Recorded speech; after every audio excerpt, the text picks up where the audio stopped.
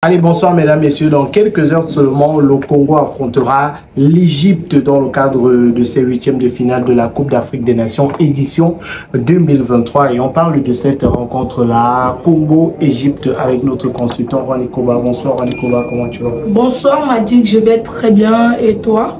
Je vais super bien. J'espère que c'est le cas de nos abonnés aussi. Voilà. Donc on va déjà saluer nos abonnés. N'hésitez surtout pas à vous abonner, commenter, partager pour nous soutenir. C'est ça qui nous donne de la force. On passe aussi un coucou spécial à notre réalisatrice ce soir. Voilà, Joséline Gomela qui est derrière la caméra.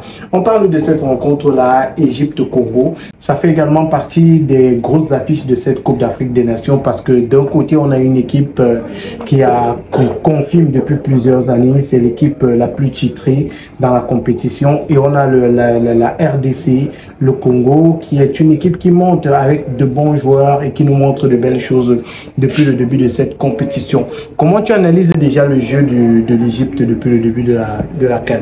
Le jeu de l'Égypte depuis le début de cette Coupe d'Afrique des Nations, c'est pas le meilleur Égypte qu'on ait eu. L'Égypte sort de cette compétition, de cette phase de poule avec 3 points, 3 matchs nuls. Et à chaque fois, c'était des matchs nuls, 2 buts partout face au Ghana, 2 buts partout face au Cap-Vert, 2 buts partout face au Mozambique. Donc, l'équipe nationale, les Égyptiens, les pharaons d'Égypte n'ont pas pu ou bien n'ont pas su s'imposer durant toute la phase de poule. C'est le même cas aussi de la RD Congo qui s'en sort avec 3 matchs nuls, 3 points. Donc, ces deux équipes qui sont un petit peu, disons-le comme ça, dans la même situation. Oui, on parle de la RD Congo qui est une petite équipe, excusez-moi du terme, face à l'Égypte, ce qui n'est pas faux dans la compétition. Est-ce que la RD Congo a sa chance face à l'Égypte ce soir? La RD Congo a sa chance face à l'Égypte. Déjà, pourquoi? Parce que l'Égypte déjà est privée de son atout majeur, à savoir Mohamed Salah, qui est actuellement du côté de l'Angleterre. Lui qui s'est blessé lors du match face au Ghana et qui a été directement pris en charge par Liverpool. Par son club, oui, son club Liverpool, à travers Jürgen Klopp, a sorti un communiqué de presse disant que Mohamed Salah devrait, autant pour moi, retourner en Angleterre pour suivre, n'est-ce pas, le traitement par rapport à sa blessure.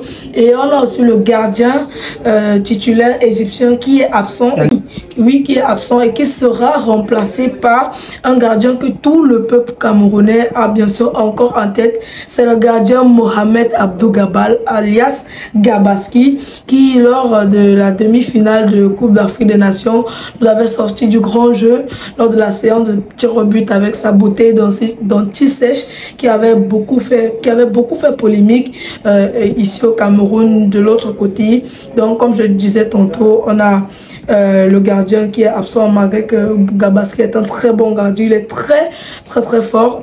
On devra faire attention à lui. L'Égypte est diminuée offensivement avec l'option de Mohamed Salah, mais ils ont quand même de très bonnes options offensives. On parle là du joueur du FC Nantes, Mostafa Mohamed. On a Mohamed Trezeguet autant pour moi. Donc plusieurs joueurs comme ça dont l'Égypte pourra compter sur eux lors du match face à la RD Congo. Du côté de la RD Congo, déjà, on a de très bons joueurs aussi, de très bonnes capacités individuelles. L'équipe nationale de RD Congo est une très bonne équipe africaine qui ne fait certainement pas partie des cadres en Afrique, mais une équipe qui fait beaucoup de différence. On se rappelle bien sûr de leur match nul face aux demi-finalistes de la Coupe du Monde, le Maroc, 1 but partout, alors qu'ils étaient menés 1 but à 0, un but d'Akraf Hakimi. Donc c'est une équipe qui a un très bon moral, ils n'abandonnent pas, ils peuvent compter sur de très bonnes individualités. Je parle là de Chancel Vemba en défense qui l'année dernière avait reçu le trophée Marc-Vivien Fouet du meilleur joueur africain évolué en France. Il était notamment en compétition avec de très grands joueurs africains comme Seko Fofana ou encore le Nigérien Terem Mofi. Donc ils pourront aussi compter sur leurs grands attaquants comme Bakambu ou encore Wissa. Donc c'est un match qui sera très disputé.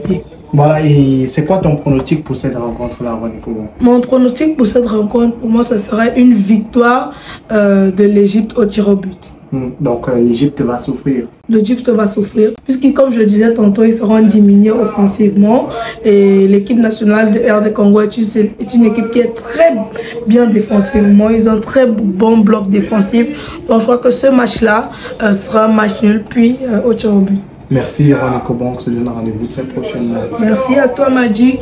Et n'oubliez surtout pas, abonnez-vous, partagez, commentez, likez. Ça nous donne de la force. Merci beaucoup. Au revoir à tous.